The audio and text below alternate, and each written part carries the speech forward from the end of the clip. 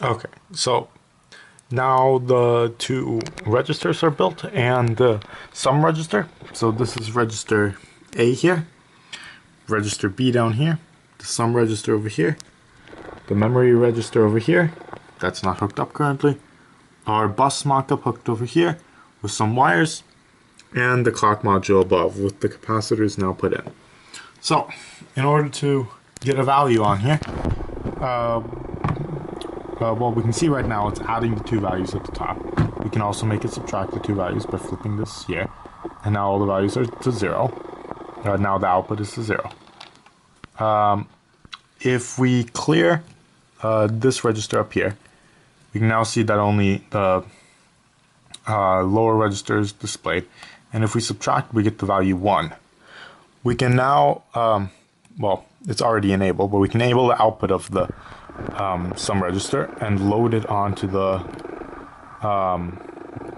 register A. And now, if we loop through the, I'll also load it onto register B. It's still on. So now if we loop through this, we can actually add 1 every time we go forward. If we add instead of subtract.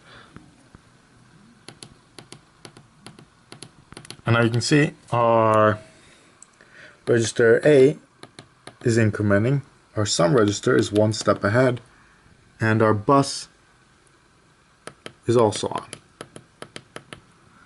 Now a really cool thing is we can set this to automatic mode by pushing the blue button up here to have the clock pulse, and we can turn up the speed, make it count faster and faster.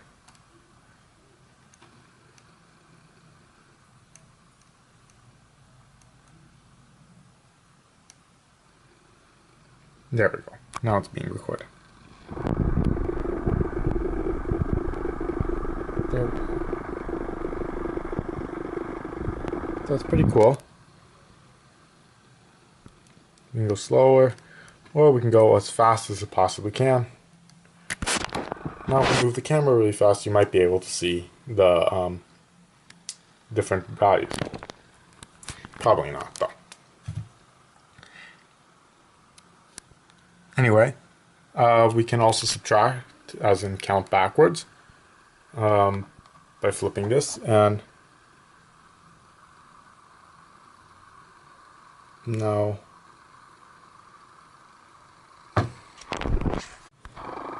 sorry about that, I just got confused.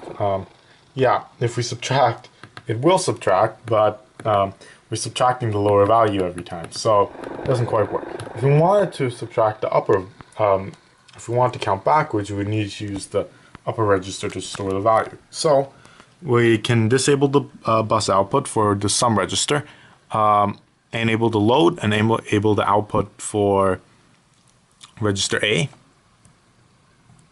And now we can load that value onto the register B. Disable the output, disable the load, enable the output for the sum register once again. And now if we step through, if we enable the load for register A, we are counting backwards.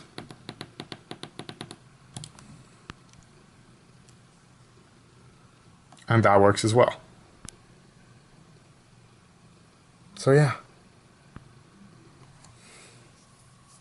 And the Arduino here is just for a power pass-through because I have yet to get a good connection on a USB cable.